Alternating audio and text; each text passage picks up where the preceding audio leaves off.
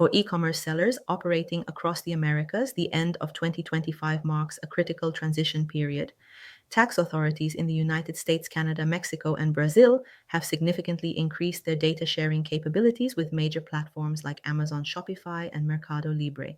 This makes year-end reconciliation a non-negotiable priority for every digital entrepreneur. In the United States, platforms must issue your 1099-K form by February 2nd, 2026. Most business income tax returns are due by April 15th, 2026. Failing to file an information return can result in penalties ranging from $60 to $310 per form. Additionally, for sales tax, most states charge late fees between 5% and 25% plus accrued interest. In Canada, annual filers for goods and services tax and harmonized sales tax must report by March 31st, 2026. The Canada Revenue Agency applies a penalty of 1% of the amount owing plus 25% of that penalty multiplied by the number of months the return is late.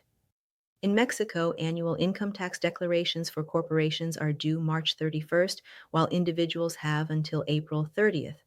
Operating without a valid tax identification number results in maximum withholding rates of 20% for income tax and 16% for value-added tax, which can effectively freeze your cash flow. Brazil remains one of the most complex environments.